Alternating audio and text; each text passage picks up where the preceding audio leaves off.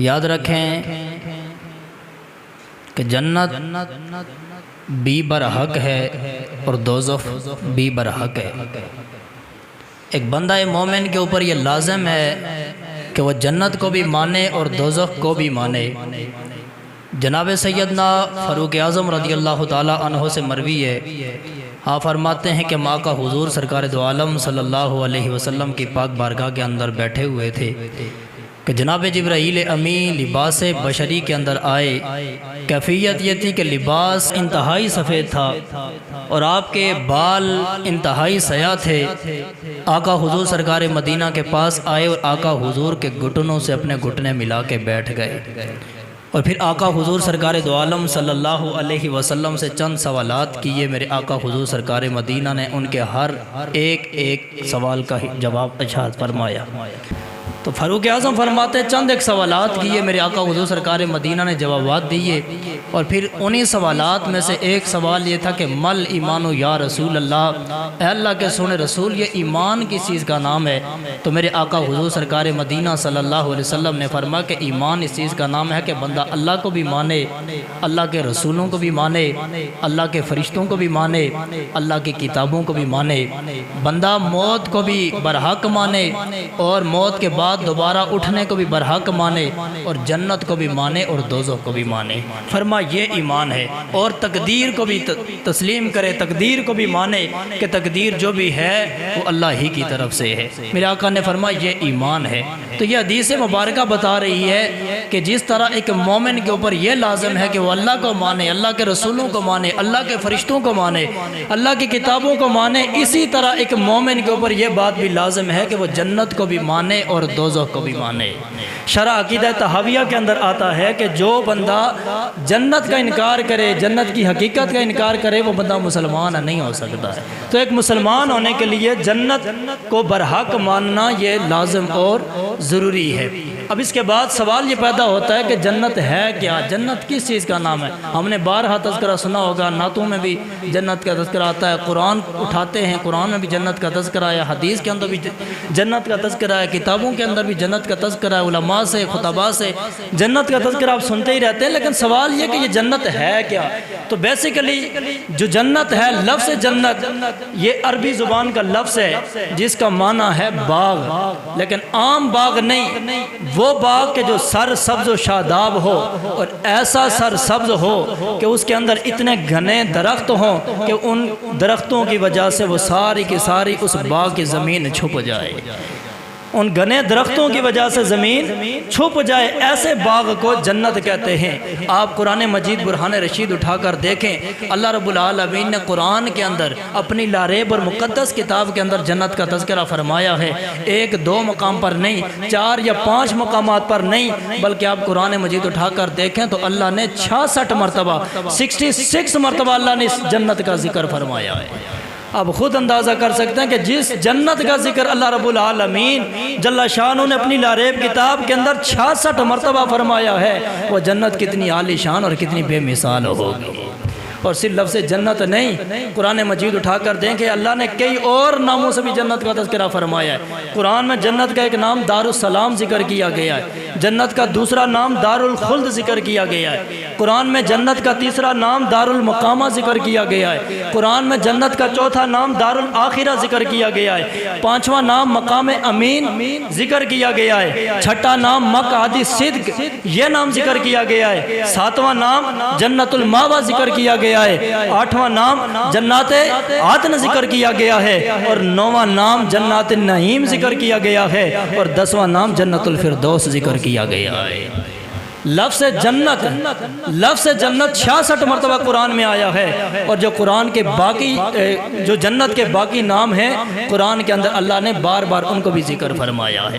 اور پھر یہ جنت جو ہے نا یہ واحد کا صیغہ ہے، یہ واحد ہے، اور جنت کی جو جمع ہے وہ جنات آتی ہے۔ آپ قرآن مجید برہان رشید اٹھا کر دیکھیں تو اللہ نے صرف لفظ جنت نہیں ذکر فرمایا بلکہ اللہ نے لفظ جنات بھی کئی مقامات پر ذکر فرمایا، اور آپ لفظ جنات کی اگر کاؤنٹنگ کریں، گنتی کریں تو یہ 69 مرتبہ 69 مرتبہ اللہ نے لفظ جنات ذکر فرمایا۔ جنات جمع ہے جنت کی، یعنی جنت ایک باغ ہے، جنات بہت سارے باغ ہیں، تو اللہ رب رب العالمین لفظ جنت 66 مرتبہ استعمال فرما رہا ہے، جبکہ لفظ جنات جمع کا جو لفظ ہے، جمع کا صیغہ ہے، اللہ 69 مرتبہ ذکر فرما رہا ہے۔ اس کا مطلب یہ ہے کہ یہ جنت کوئی چھوٹا سا باغ نہیں ہے یا کوئی چھوٹا سا باغیچہ نہیں ہے، بلکہ یہ بے شمار باغ ہیں، اور ہر ایک باغ دوسرے باغ سے بڑھ کر ہے، ہر ایک باغ دوسرے سے بڑھ کر حسین و جمیل بھی ہے، ہر ایک باغ دوسرے سے بڑھ کر دلکش اور دل فریب بھی ہے، ہر ایک باغ دوسرے سے بہت زیادہ بڑا اور وسیع و عریض بھی ہے۔ تو اللہ نے 66 مرتبہ لفظ جنت ذکر فرمایا اور 69 مرتبہ اللہ نے لفظ جنات ذکر فرمایا ہے۔ تو یہاں سے معلوم ہو گیا کہ جنت برحق ہے۔ اگر اللہ رب العالمین درجنوں مرتبہ قرآن میں جنت کا ذکر فرما رہا ہے تو جنت کا انکار کوئی بندہ مومن نہیں کر سکتا ہے۔ اب آگے سوال یہ پیدا ہوتا ہے کہ کیا جنت اللہ نے تخلیق فرما دی ہے یا یہ قیامت کے بعد تخلیق ہونی ہے؟ تو اس کا جواب قرآن مجید برہان رشید کے اندر موجود ہے۔ اللہ رب العالمین فرماتا ہے وَسَارِعُوا إِلَىٰ مَغْفِرَةٍ مِّن رَبِّكُمْ، رب العالمین فرماتا ہے میرے بندو اپنے رب کی بخشش کی طرف، اپنے رب کی مغفرت کی طرف دوڑو اور اپنے رب کی جنت کی طرف دوڑو۔ اور آپ جانتے ہیں کہ دوڑا اس چیز کی طرف جاتا ہے جو چیز پہلے سے موجود ہو۔ میں کہتا ہوں یہاں سے سکول کی طرف دوڑو تو اس کا مطلب ہے کہ سکول کی سٹرکچر، سکول کی بلڈنگ موجود ہے۔ میں کہتا ہوں یہاں سے اسپتال کی طرف دوڑو، اس کا مطلب ہے کہ اسپتال آلریڈی موجود ہے۔ میں کہتا ہوں یہاں سے بازار کی طرف دوڑو تو اس کا مطلب یہ ہے کہ بازار آلریڈی موجود ہے۔ تو اگر رب العالمین فرماتا ہے کہ رب کی جنت کی طرف دوڑو تو اس کا مطلب یہ ہے کہ جنت اب نہیں بنائی جانی یا قیامت کے بعد نہیں تخلیق کی جانی ہے، بلکہ اللہ نے جنت کو پہلے سے ہی تخلیق فرما دیا ہے۔ اب دوسرا سوال یہاں پہ یہ پیدا ہوتا ہے کہ اگر جنت اللہ نے تخلیق کر دی ہے تو جنت ہے کہاں پہ؟ تو اس کا ذکر بھی، اس کا جواب بھی اللہ رب العالمین نے قرآن میں دیا ہے۔ رب العالمین فرماتا ہے عند سدرۃ المنتہا، سدرۃ المنتہا کے پاس، عندہا جنت المأوی، یہ آسمانوں کے اوپر سدرۃ المنتہا ہے، اور رب فرماتا ہے عندہا جنت المأوی، اسی سدرۃ المنتہا کے پاس جنت المأوی بھی موجود ہے۔ اور آقا حضور سرکار مدینہ کی حدیث بھی ہے وَأَنَّ الْجَنَّةَ فِي السَّمَاءِ، میرے آقا نے فرمایا جنت آسمانوں کے اندر ہے۔ جنت کہاں پہ ہے؟ آسمانوں پہ ہے۔ تو اب یہ دونوں سوالات کا جوابات ہمیں قرآن سے مل گئے کہ جنت تخلیق بھی ہو چکی ہے، جنت تخلیق بھی ہو چکی ہے، اور جنت کہاں پہ؟ آسمانوں کے اوپر موجود ہے۔ اب تیسرا سوال یہ ہے کہ اگر جنت آلریڈی موجود ہے، اللہ نے تخلیق کر دی ہے، تو وہ جنت کس چیز سے بنی ہے؟ ہم مکان بناتے ہیں، ظاہر اس کے اندر مٹیریل لگتا ہے، بلاک لگتے ہیں، پتھر لگتے ہیں یا اینٹیں لگتی ہیں، کوئی چیز لگتی ہے تو ایک سٹرکچر تیار ہوتا ہے۔ اگر اللہ نے جنت تیار کیا تو کس چیز سے بنائی ہے؟ تو سنو میرے آقا حضور سرکار مدینہ صلی اللہ علیہ وسلم فرماتے ہیں، جناب ابو ہریرہ رضی اللہ تعالیٰ عنہ سے مروی ہے، میرے آقا حضور سرکار مدینہ نے فرمایا جو جنت کی 4 دیواری ہے، میرے آقا فرماتے ہیں اس میں 1 اینٹ سونے کی لگی ہے، ساتھ 1 اینٹ چاندی کی لگی ہوئی ہے۔ 1 سونے کی اینٹ اور 1 چاندی کی اینٹ، اس طرح کر کے اللہ رب العالمین نے سونے اور چاندی کی اینٹوں سے اللہ نے جنت کو تخلیق فرمایا ہے۔ اور آقا فرماتے ہیں جو جنت کی مٹی ہے، جنت کی جو مٹی ہے وہ زعفران کی ہے، اور جنت کے اندر جو سیمنٹ استعمال ہوا ہے میرے آقا فرماتے ہیں وہ کستوری کا ہے۔ جنت کا سیمنٹ کستوری کا ہے، اس کی مٹی زعفران کی ہے، اور اس کی جو دیواریں ہیں وہ سونے اور چاندی کی بنی ہوئی ہے۔ یہ 4 دیواری کی بات ہو رہی ہے۔ اور پھر میرے آقا حضور کے ایک اور حدیث مبارکہ میرے آقا حضور سرکار مدینہ فرماتے ہیں کہ جنت کے 8 دروازے، جنت کے کتنے دروازے ہیں؟ 8 دروازے ہیں، اور آقا فرماتے ہیں 7 دروازے ان میں سے بند ہیں، وہ قیامت کے دن کھلنے ہیں، لیکن ایک دروازہ اللہ رب العالمین نے کھولا ہے، وہ کس کے لیے؟ ہم جیسے گناہگاروں کے لیے کھولا ہے کہ وہ توبہ کر کے جنت کی حقدار بن جائے۔ وہ اللہ نے کھول دیا ہے توبہ کرنے والوں کے لیے، لیکن کب تک کھلا رہے گا؟ میرے آقا فرماتے ہیں جب تک سورج مشرق کے بجائے مغرب سے طلوع نہیں ہو جاتا۔ جب سورج مشرق کے بجائے مغرب سے طلوع ہو جائے گا جنت کا وہ دروازہ بھی بند کر دیا جائے گا۔ تو جنت کے 8 دروازے ہیں، 4 دیواری جو ہے وہ سونے اور چاندی کی بنی ہے، مٹی جو ہے وہ کستوری کی ہے، مٹی زعفران کی ہے، اور سیمنٹ جو ہے وہ کستوری کا ہے۔ تو یہ اللہ رب العالمین نے جنت کا سٹرکچر بنایا ہے۔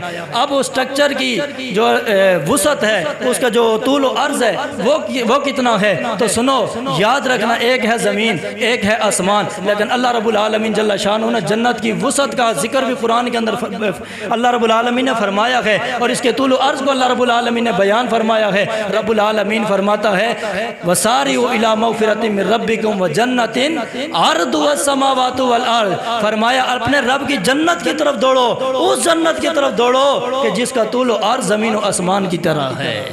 جس کا طول و عرض زمین اور آسمان کی طرح ہے، اور یہ صرف ایک مثال دی گئی ہے، چونکہ ہماری نظر میں زمین بہت وسیع و عریض ہے، ہماری نظر میں ہماری سوچ کے مطابق آسمان بڑا وسیع و عریض ہے۔ اللہ نے ہمیں سمجھانے کے لیے زمین اور آسمان کا ذکر فرمایا ہے، حالانکہ جنت کی وسعت کا، جنت کے طول و عرض کا کوئی بندہ ادراک کر ہی نہیں سکتا ہے، انسان تصور ہی نہیں کر سکتا ہے، اس لیے کہ جنت اتنی وسیع و عریض ہے کہ یہ جو دنیا ہے، یہ جو کائنات ہے، اس سے اربوں کھربوں گنا اللہ نے زیادہ جنت کو وسیع و عریض بنایا ہے۔ اس دنیا سے بھی اربوں کھربوں گنا اللہ نے جنت کو زیادہ وسیع و عریض بنایا ہے۔ سنو میرے آقا حضور سرکار مدینہ صلی اللہ علیہ وسلم کی حدیث مبارکہ، میرے آقا حضور سرکار مدینہ نے فرمایا، قیامت کے دن جو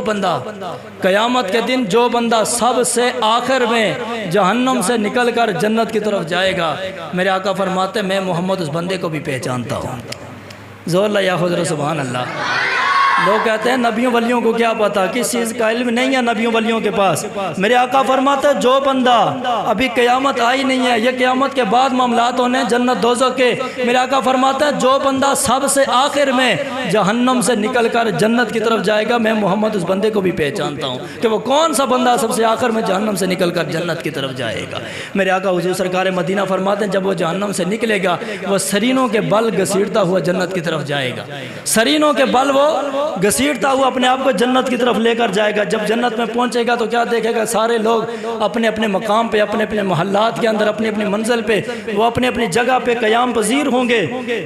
اللہ اکبر۔ پھر اسے پوچھا جائے گا، اے بندہ خدا تجھے جنت میں کتنی جگہ چاہیے؟ یہ آخری بندے کی بات ہو رہی ہے جو آخر میں جہنم سے نکل کر جنت میں جائے گا۔ اسے کہا جائے گا بتا تجھے جنت میں کتنی جگہ چاہیے؟ ہم جگہ خریدنے کے لیے جاتے ہیں یا کسی سے ادھاری جگہ لینے کے لیے جاتے ہیں، پوچھتا ہے ایک مرلہ چاہیے، پلاٹ چاہیے، مربع چاہیے، کتنی زمین چاہیے؟ جو آخری جہنم سے نکل کر جنت میں جائے گا، پوچھا جائے گا بتا تو خواہش کر کتنی جگہ تجھے جنت میں چاہیے؟ وہ بندہ خواہش کرے گا۔ میرے آقا حضور سرکار مدینہ فرماتے ہیں جو اس کی خواہش ہوگی، چاہے وہ ایک مرلے کی خواہش کرے، ایک کنال کی کرے، ایک مربع کی کرے، یا اس سے بھی زیادہ خواہش کرے، میرے آقا فرماتے ہیں اس کی خواہش کے مطابق اسے جنت میں جگہ دی جائے گی، اور ساتھ یہ بھی کہا جائے گا یہ جگہ تمہاری خواہش کے مطابق تمہیں ملی ہے، اور اب زمین سے زیادہ وسیع و عریض جگہ ہم اس کے علاوہ تمہارے نام کر دیتے ہیں۔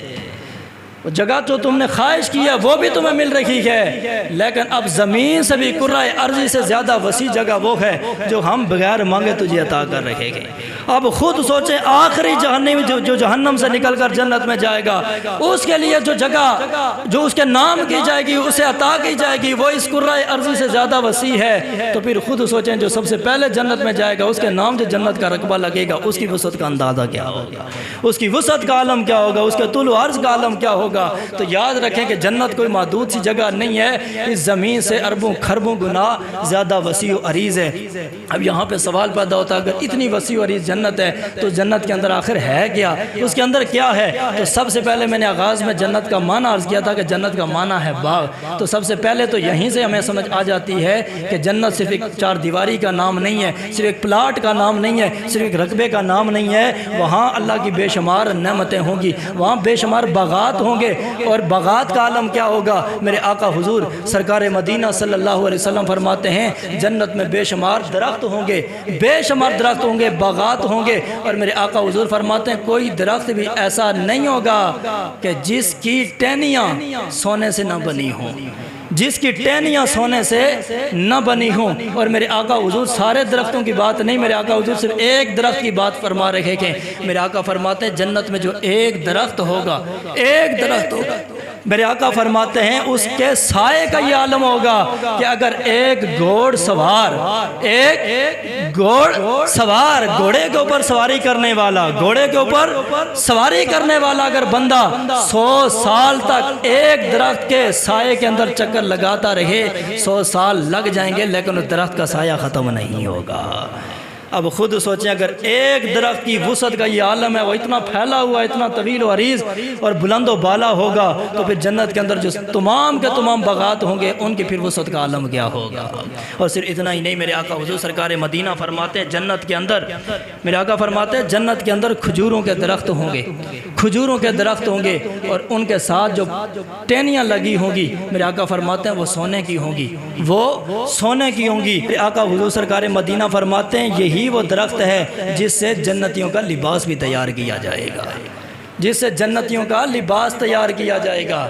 اللہ اکبر۔ اور میرے آقا فرماتے ہیں اس کھجور کے درخت کے ساتھ جو پھل لگے ہوں گے، ہمارے ہاں تو کھجور اتنی سی ہوتی ہے، لیکن آقا فرماتے ہیں جو جنتی کھجور کا درخت ہوگا اس کے ساتھ جو پھل لگے ہوں گے وہ مٹکے کی طرح بڑے بڑے ہوں گے، وہ مٹکے کی طرح ہوں گے، وہ ڈھول نما ہوں گے، اتنے بڑے بڑے موٹے تازے پھل لگے ہوں گے، اور وہ بہت زیادہ لذیذ ہوں گے، شہد سے زیادہ میٹھے ہوں گے، دودھ سے زیادہ سفید ہوں گے، بہت زیادہ میٹھے اور بہت زیادہ لذیذ، اور میرے آقا فرماتے ہیں مکھن کی طرح وہ نرم اور ملائم ہوں گے۔ اللہ اکبر۔ اب خود سوچیں یار وہ پھل کتنا میٹھا ہوگا، وہ کتنا ٹھنڈا ہوگا، کتنا خوبصورت ہوگا اور کتنا لذت دینے والا ہوگا۔ اللہ اکبر۔ میرے آقا حضور سرکار مدینہ صلی اللہ علیہ وسلم کے غلام، میرے آقا حضور سرکار مدینہ فرماتے ہیں کہ جنت کی نعمتوں کے بارے میں تو انسان سوچ بھی نہیں سکتا ہے۔ میرے آقا فرماتے ہیں انسان کی سوچ بھی وہاں تک جا نہیں سکتی ہے کہ جو اللہ رب العالمین نے جنت کے اندر نعمتیں رکھی ہے، اور اللہ رب العالمین نے قرآن کے اندر بھی اس کو ذکر فرمایا، فلا تعلم نفس ما اخفی لہم من قرۃ اعین، فرما کسی کو یہ معلوم ہی نہیں ہے کہ اللہ نے جو ان کے لیے نعمت چھپا رکھی ہے اس کا معیار کیا ہے، اس کی حقیقت کیا ہے، اس کی وسعت کیا ہے، اس کے اندر اللہ نے کتنی نعمتیں اپنی اور چھپا رکھی ہے۔ فلا تعلم نفس ما اخفی لہم من قرۃ اعین، تو اللہ نے بڑی وسیع و عریض جنت بنائی ہے، سونے اور چاندی سے بنی ہوئی ہے، اس کے اندر باغات بھی ہیں، اور یاد رکھنا کسی بھی باغ کے حسن، باغ کا حسن اور جمال اس وقت تک پائے تکمیل تک نہیں پہنچتا جب تک کسی باغ کے اندر نہریں موجود نہ ہو، نہر موجود نہ ہو، پانی نہ ہو، آبشار نہ ہو، تو جنت کے اندر صرف باغ نہیں ہوں گے، صرف کھلی زمین نہیں ہوگی، بلکہ جنت کے اندر نہریں بھی لگی ہوئی ہوں گی، جنت کے اندر نہریں بھی ہوں گی۔ اور قرآن و حدیث آپ اٹھا کر دیکھیں تو 5 نہروں کا سر فہرست آپ کو ذکر نظر آئے گا، 5 نہروں کا ذکر قرآن و سنت کے اندر آپ کو ملے گا۔ سب سے پہلے جو نہر ہے وہ نہر کوثر ہے۔ کون سی ہے؟ نہر کوثر ہے، اور یہ وہ نہر ہے جو اللہ رب العالمین نے اپنے محبوب کو بطور گفٹ عطا فرمائی ہے۔ زور اللہ یا خود سبحان اللہ۔ نہر کوثر وہ ہے جو اللہ نے اپنے محبوب کو بطور تحفہ عطا فرمائی ہے۔ یہی وہ نہر ہے جس نہر سے رب کے محبوب آمینہ کے لال قیامت کے میدان میں، میدان محشر میں ہم گناہگاروں کو بھر بھر کے جام کوثر پلا فرمائیں گے۔ میرے آقا حضور ہمیں جام کوثر پلائیں گے۔ اور دوسری نہر ہے نہر حیات۔ کون سی نہر ہے؟ نہر حیات۔ یہ نہر تیرنے کے لیے ہوگی۔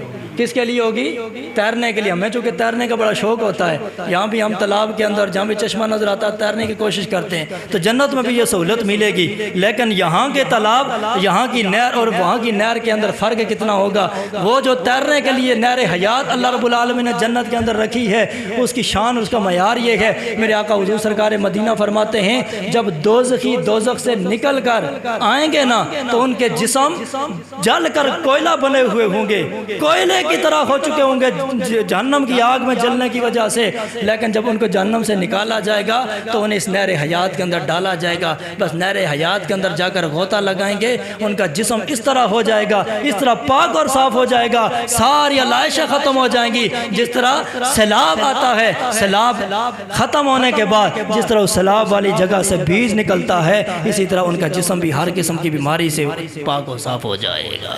تو یہ نہر حیات ہے۔ اور اس کے علاوہ میرے آقا حضور سرکار مدینہ کی حدیث کے مطابق 3 اور نہریں ہوں گی، جس میں ایک دودھ کی نہر ہوگی اور ایک شراب کی نہر ہوگی اور ایک شہد کی۔ یہ 3 نہریں مزید ہوں گی، 2 آب کوثر اور آب حیات ہوگی، تیسری نہر دودھ کی نہر ہوگی، نہر لبن جسے کہتے ہیں۔ یہ دودھ بہت زیادہ میٹھا ہوگا اور بہت زیادہ یہ سفید ہوگا اور بہت ہی لذیذ ہوگا۔ جو جنتی ایک بار جائے گا نا وہ دودھ پینے اس نہر پر، بس اس کا جی نہیں چاہے گا کہ وہ یہاں چھوڑ کر کسی اور مقام کی طرف جائے، اور اس کا جی چاہے گا کہ بس میں یہیں پہ رہوں اور اسی نہر سے یہ دودھ پیتا رہوں۔ اور آگے جو نہر شہد ہے وہ بھی بڑی میٹھی اور بڑی لذیذ ہوگی۔ اور پھر جو نہر شراب ہے، ایک تو دنیا کی شراب ہے، لیکن وہاں کی شراب اور یہاں کی شراب میں فرق یہ ہے، یہاں کی شراب جو ملتی ہے وہ ملاوٹ والی ملتی ہے، یہاں شراب پی کر بندے کو غنود کی طاری ہو جاتی ہے، بندہ آپے سے باہر ہو جاتا ہے، انسان کو اپنے جذبات، اپنے نفس کے اوپر بھی کنٹرول حاصل نہیں ہوتا، انسان کنٹرول کنٹرول سے باہر ہو جاتا ہے، لیکن وہ ایسی شراب ہوگی کہ جس میں کے اندر کوئی نشہ نہیں ہوگا، لیکن اتنی لذیذ ہوگی، اتنی میٹھی ہوگی کہ انسان ایک بار پیے گا تو انسان کے دل کو سکون میسر آ جائے گا، انسان کے دل کو سکون میسر آئے گا۔ تو یہ اللہ رب العالمین کی چند ایک نعمتیں جو اللہ نے جنت کے اندر رکھی ہیں۔ تو ویسے اس کے علاوہ بے شمار اللہ کی نعمتیں جو اللہ نے جنت کے اندر رکھی ہیں، اور جنت ویسے بھی اللہ رب العالمین فرماتا ہے اعدت للمتقین، یہ متقین کے لیے تیار کی گئی۔